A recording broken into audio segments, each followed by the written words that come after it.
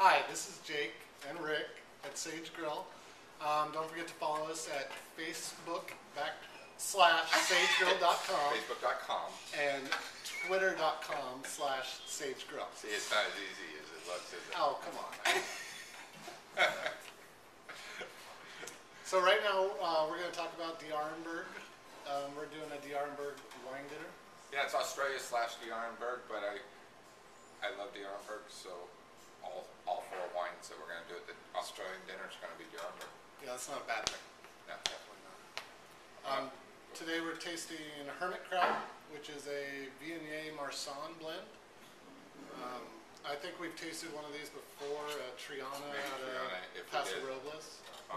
Triana or some other white blend, but it's one of my favorite blends for whites. It's usually typically going to be very floral in the nose, but then have a drier, more acidic finish. And the Merceau definitely brings in a little bit of some earthy components. Yeah, it's almost kind of rich, and a little bit of creaminess to it, whereas a Viognier doesn't really have that when it stands alone. And Marsanne really brings that into it. Yeah, it really does. It's a big difference. So, it's one of my favorite blends, and D'Arenberg does it just as well as Triana. So, whether it's Australia or the Paso area or Central Coast area, it's great. It's a great blend, great varietals.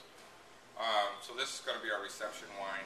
We're going to do the D'Arenberg Shiraz Grenache blend, which they refer to as the Aries Original, which is we're going to do that Grenache and Syrah. Then we're going to do a wine that's 100% Grenache, and then we're going to do a red wine called the Laughing Magpie, which is one of my favorite wines. And it actually, funny how everything that's my favorite has Viognier in it, because because it is a Coterie blend, which is Syrah with a little bit of Viognier mixed in. So they're blending a white grape with a red grape to soften it. Shiraz out of Australia. Well, Syrah is out of Australia, yeah. So it's not Syrah out of the Rhone region, but it's Shiraz from Australia, but it's made with it in a Rhone style.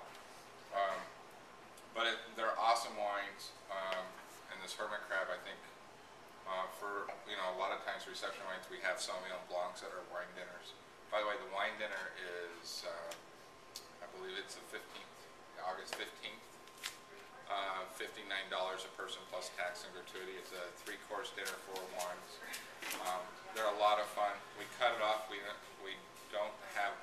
cut it off at 30 people. It's only 30 people are allowed to the dinner. We've talked about it a little bit before in the past, and it's just a lot of fun to come in and sit down with some people you don't necessarily know, taste great wines, by the second glass of wine, everyone's best friends, and hooting and hollering and having a great time. Plus, it's very educational. We'll have people there talking about the wines and the winery.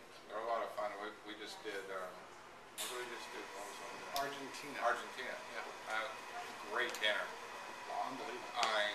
I actually got to sit down on that one and eat all the food. And Jay, our executive chef, did an awesome job with the Argentinian food and worked really well. And so when it comes to Australia, we probably won't do a shepherd's pie, but we're going to definitely bring in some Australian flair, at least to some of the food, to go with the wines. Yeah, don't expect kangaroo or anything like that. Exactly. We'll definitely try to pair it to some native food. I don't even want to move to the red because I like this.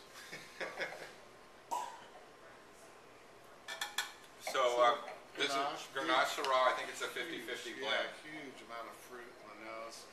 This black cherry and raspberry. The cool thing about D'Arenberg's one of the older wineries in Australia, and basically, I don't know, I think it was the 40s or 50s, the Australian government, the yield, I believe the story goes that the yield was starting to drop on a lot of the vines, and the government gets taxes on the yield. So the government came up with a plan to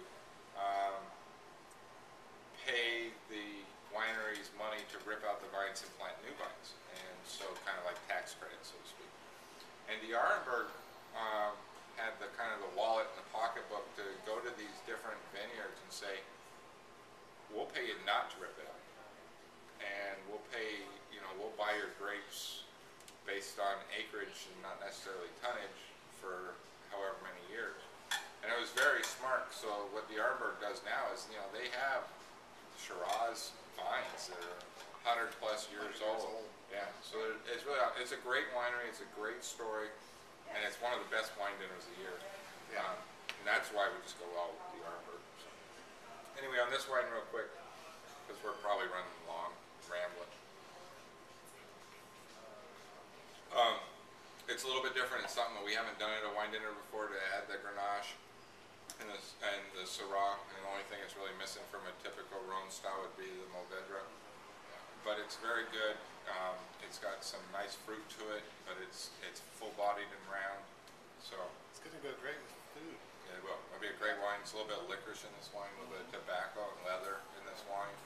You can go a lot of different ways with this. Go with just about anything that has any earthy components. Anyway, thanks for watching. You want to try it again? Don't forget to follow us at facebook.com/sagegrill and twitter.com/sagegrill.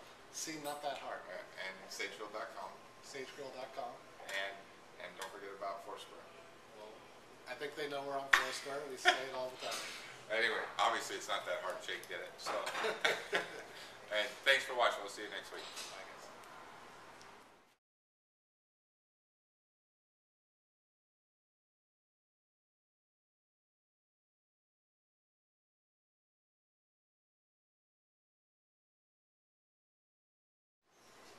Good afternoon.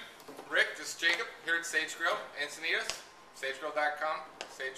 No, what the heck? How Facebook, many? Sage Grill. Maybe next time I'll just do it. Facebook. I'm Jacob. This is Jacob. Sage Grill. Let's start over. Hi, this is Jacob. Hi. This is Jacob.